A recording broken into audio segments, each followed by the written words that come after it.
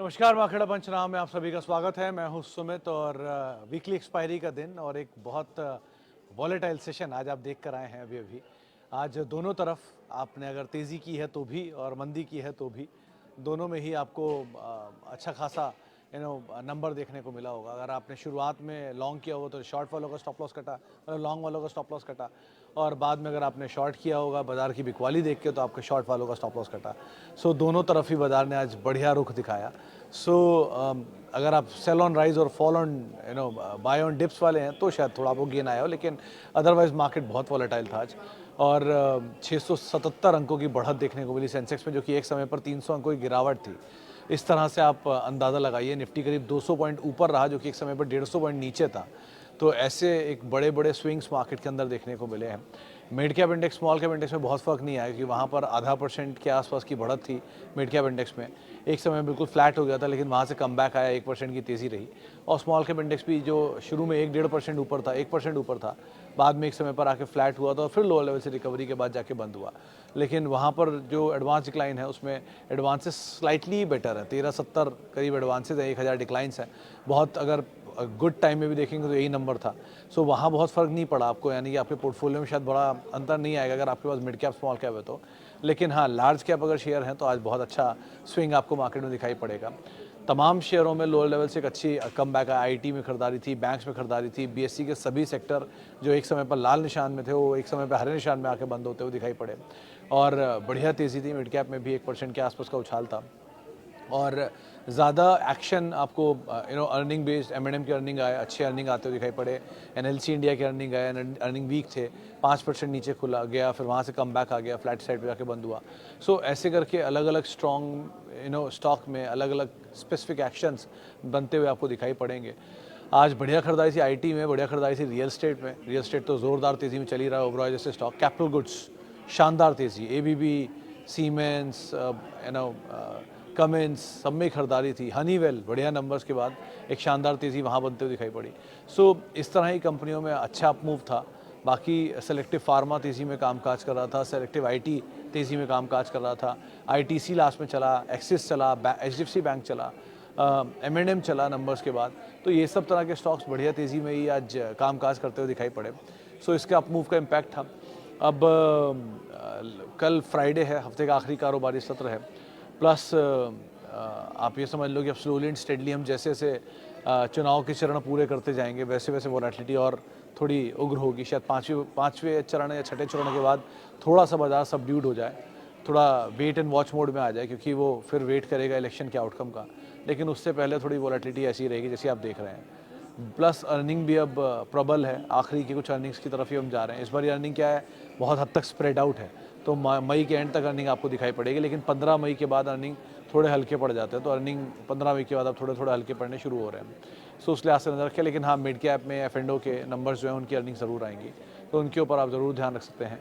बढ़िया तेज़ी चल रही है कैपिटल गुड्स में, एचसीएल नया ऑल टाइम हाई बना रहा है आज फिर। सो कैपिटल गुड्स के ऊपर आप थोड़ा नज़र रखिएगा। लेकिन रफ्तार है तो इसका मतलब ये नहीं कि उसमें आउटराइटली चले जाएं, थोड़ा वेट एंड वॉच अकॉर्डिंगली यहाँ पे आप लोग कॉल लेकर चलिएगा। बाकी और अभी आईपीओ जो खुले हुए हैं उनकी आईपीओ की क्लोजिंग आ रही हैं, एसएमई के आईपीओ आ रहे हैं, बहुत कुछ अभी एक्शन द मार्केट में चल ही रहा है। प्लस कमोडिटीज़ जिसमें कॉपर एंड सिल्वर दोनों में एक ज़ोरदार तेज़ी चल रही है। सो दोनों के इंटरमीडिएट यूज़र्स जो हैं उनके लिए ट्रबल होगा। कॉपर के लिए खासतौर से वायरिंग कंपनियाँ जिसमें पॉलीकैब आते हैं, इसमें हेवेल्स आता है, इसमें केईआई आता है, आरआर काबेल आता है, ये सब कॉपर के यूज़र्स हैं, एंड यूज़र्स हैं, तो इनकी इनपुट कॉस्ट बढ़ेगी। और दूसरी तरफ आते हैं सिल्वर में हिंदुस्तान जिंक लार्जेस्ट प्रोड्यूसर है, प्लस इंडस्ट्रियल कमोडिटी है, तो सारी जगहों पे यूज़ होता है, उसका आप अलग से ध्यान रखना। तो ये कुछ चीज़ें हैं जिनको आप अदरवाइज़ नज़र बना के रख सकते हैं। चलिए अब सवाल जवाब का सिलसिला शुरू कर लेता हूँ और बातचीत कर लेता हूँ कुछ सवालों पर जो कि अलग अलग माध्यमों से आते हुए दिखाई पड़ रहे हैं। सबसे पहला सवाल जो मेरे पास आया है, कहाँ गया ओके। आज टेलीकॉम में बाइंग थी, भारतीय एयरटेल अच्छा मूव ले रहा था आज फर्स्ट हाफ से ही, कुछ अच्छी कमेंट्री का इम्पैक्ट वहाँ पे आपको दिखाई पड़ रहा था। ओके नमस्कार सर, मेरे पास जीएसएफसी के शेयर हैं 270 रुपये पर, इनमें मुझे आए क्या करना चाहिए लॉन्ग टाइम के लिए? अनिल जी, इस क्वार्टर के नंबर में तो शायद जीएसएफसी बहुत फायरवर्क था नहीं, मतलब क्योंकि बहुत सारे एक साथ नंबर आते हैं, जीएमडीसी, जीएसएफसी, जीएनएफसी, तो तो इसलिए नंबर मुझे बहुत क्लैरिटी से याद नहीं है, बट क्योंकि ये आम तौर पे बजट और फर्टिलाइज़र या मॉनसून और फर्टिलाइज़र में तेज़ी रहती है। आम तौर पे बजट से पहले भी फर्टिलाइज़र चलता है और बजट से पहले के साथ साथ मॉनसून से पहले भी चलता है। तो ये दोनों ट्रिगर आपके सामने भी खड़े हैं, तो मेरे ख्याल से तो अभी होल्ड करिए। और क्योंकि ये कंपनी का डिविडेंड पे आउट भी अच्छा है, सो वो पार्ट भी आपके लिए शायद काम करेगा। तो अभी के लिए तो बने रहो and just wait and watch कैसे क्या होता है। Please rank HUL, ITC, Nestle, Tata consumer, which one to go for? Valuation wise HUL, then comes, नहीं पहले तो ITC आता है, फिर HUL, फिर नेस्ले एंड फिर टाटा कंज्यूमर, ये वैल्यूएशन वाइज है।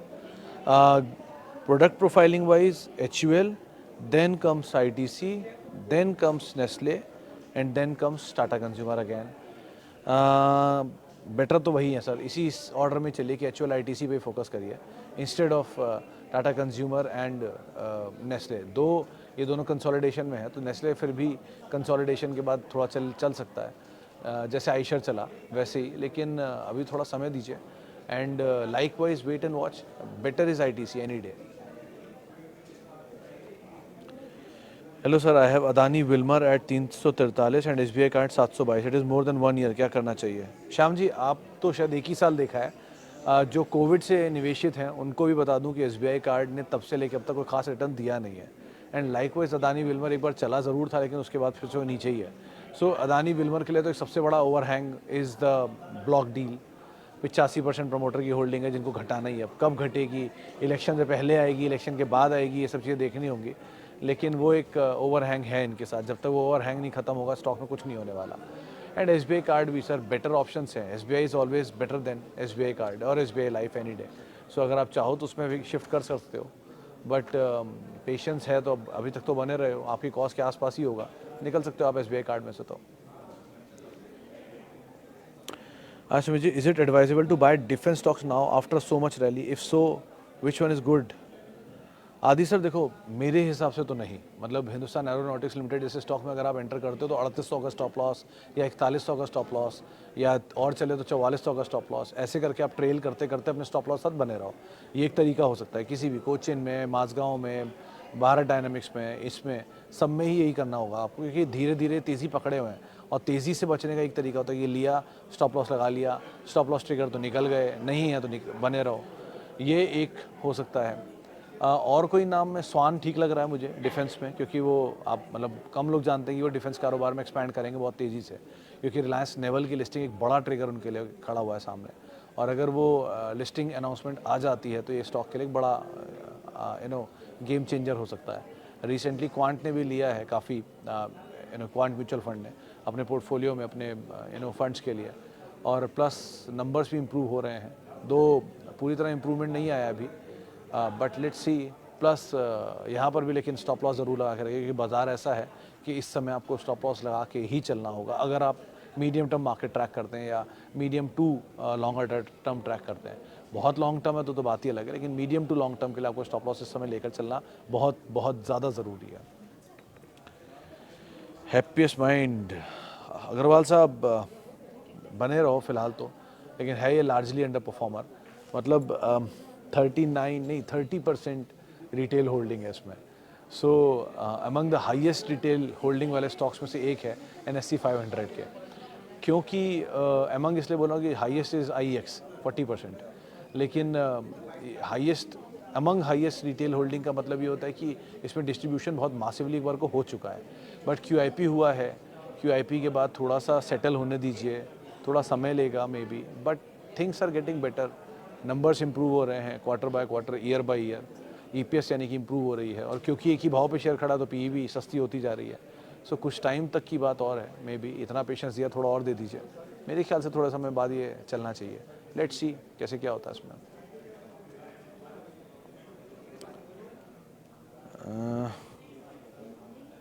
सर सैटरडे को क्या लास्ट टाइम का रिपीट होगा, सम से मंडेज हॉलीडे?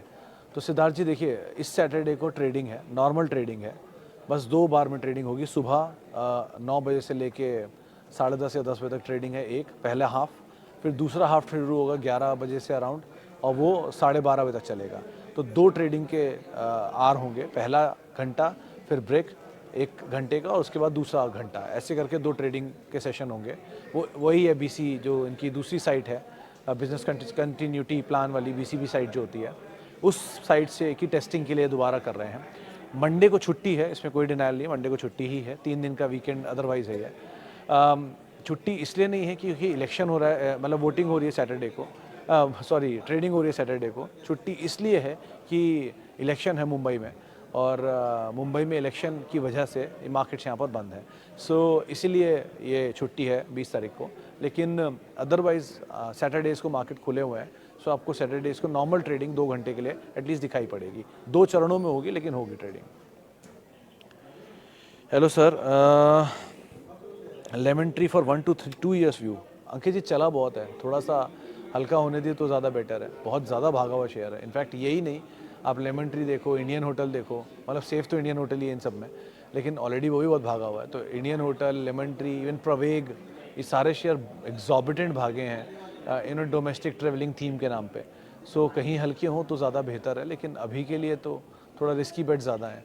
सो अगेन आप एंटर कर रहे हो तो स्टॉप लॉस आपका साथ ही होना चाहिए इसमें, और उसके साथ ही आप एंटर करना, वही ज़्यादा बेटर है। लेकिन आउट राइटली सिर्फ लॉन्ग करके बैठ जाओ, ऐसा मत सोच लेना इसमें। केनरा बैंक 750 शेयर 25 रुपये की buying, and bank of Baroda 400 share 60 रुपये की बाइंग। मेरे ख्याल से दोनों को होल्ड करना चाहिए। जयप्रकाश जी, अगर केनरा बैंक प्री स्प्लिट है तो बात ही अलग है, क्योंकि आप तो हमेशा से वही शेयर बॉटम पे ढूंढते हो, उठाते हो जो बॉटम होता है उसका हाल फिलहाल में।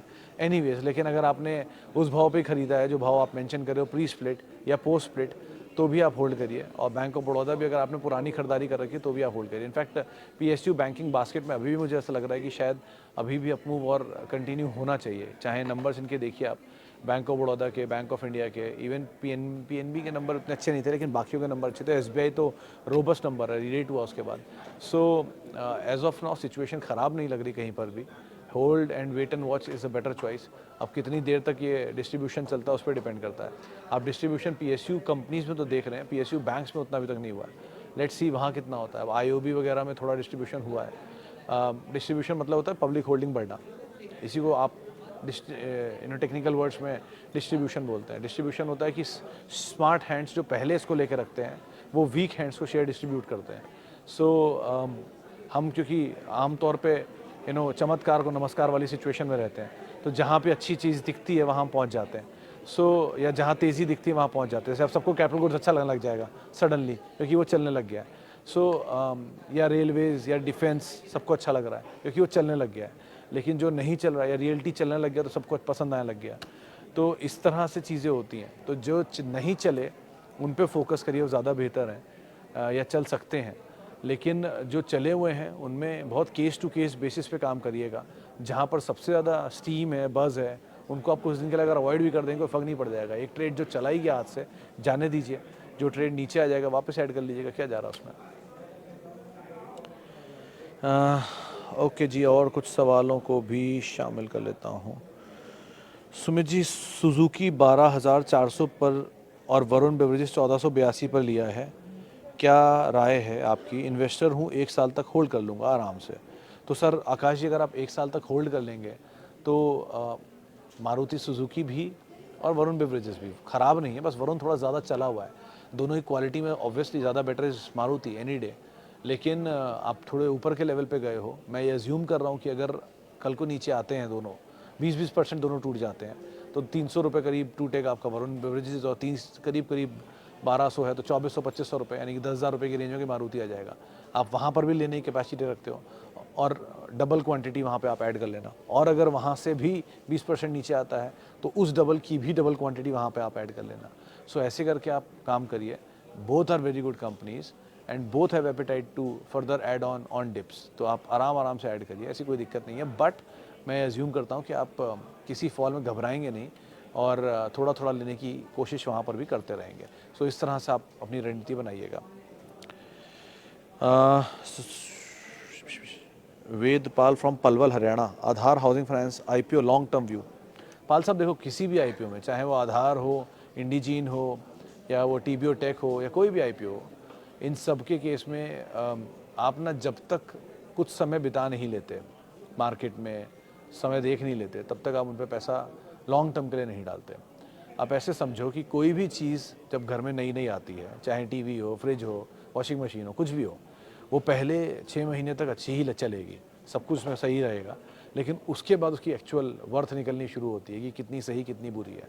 और यही अगर सेकेंड हैंड हो तो पहले 6 महीने तो ठीक चलेगी, उसके बाद वो एक्चुअल अपनी हालात बता देगी। सो इस तरह की सिचुएशन हर चीज़ के साथ एप्लीकेबल है। नया 9 दिन पुराना 100 दिन बोलते हैं ना, तो वो थोड़ी कोशिश करिए।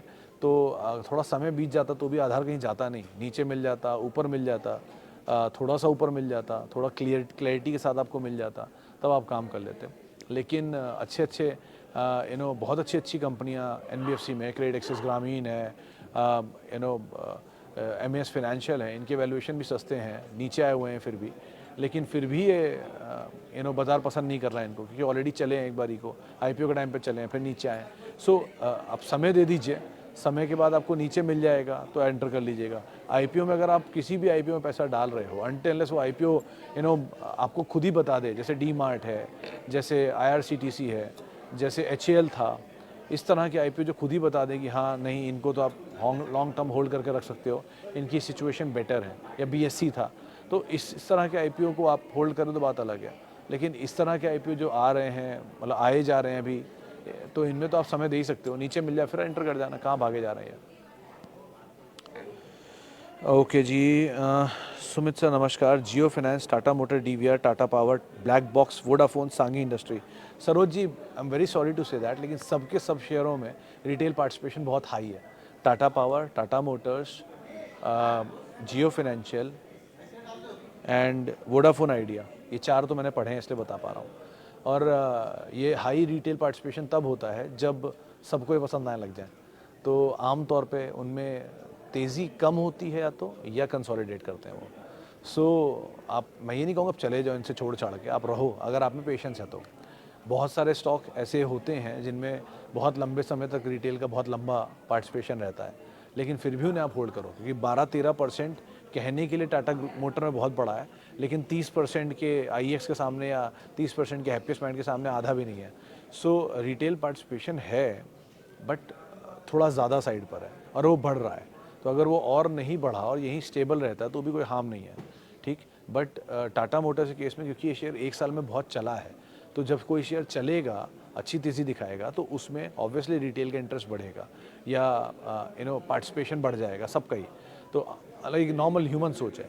तो जैसे ही ये पार्टिसिपेशन बढ़ेगा वो होल्डिंग बढ़ जाएगी, और जैसी वो होल्डिंग बढ़ेगी स्मार्ट हैंड उसे रिलीज़ कर देंगे। तो इसलिए इस चेंज ऑफ हैंड्स को समझने की कोशिश करिए, और कोशिश करिए उन शेयरों में रहने की जो अच्छे हैं और बुरे दौर में हैं, कोई उन्हें पूछ नहीं रहा है और बहुत समय से वो उसी दौर में पड़े हुए हैं और उनके कंसोलिडेशन पूरा होने की कगार पे है। क्या होगा कि मान लीजिए अगर एचडीएफसी बैंक है, या मान लीजिए अभी डीवी स्लैब है, या मान लीजिए अभी कोई ऐसी कंपनी है जो कि बहुत समय से 3 साल 4 साल से परफॉर्म नहीं कर रही है, उसके पास खोने के लिए कुछ बहुत होगा नहीं, 200 रुपये 300 रुपये का एक डाउन साइड और खुल जाएगा मैक्सिमम, उसको आप बाय करते रहेंगे। लेकिन उसमें पाने के लिए, क्योंकि बहुत समय चला नहीं है, तो फंड मैनेजर्स कुछ तो करेंगे ना, उसमें कुछ तो बाय होगा, कुछ तो रिपोर्ट्स आएंगी, कुछ तो परफॉर्मेंस आएगी कंपनी की। एक लेवल तक तो स्टैगनेंट परफॉर्म कर ही रहा है, इसलिए नहीं चल रहा है, लेकिन वन फाइन डेज ने आउट परफॉर्म कर दिया तो चलना शुरू हो जाएगा। सो वहाँ आपके पास मार्जिन ऑफ सेफ्टी ज़्यादा होती है कंपेरेटिवली उन कंपनियों के जो कि ऑलरेडी बहुत चले हुए हैं। सो थोड़े चले हुए शेयरों को अवॉइड कर दीजिए कुछ समय के लिए, कम चले हुए शेयरों के साथ रहिए लार्ज कैप में, और जहाँ चले हुए हैं आपके पास हैं आप होल्ड कर सकते हैं, कोई दिक्कत नहीं है इन सब में।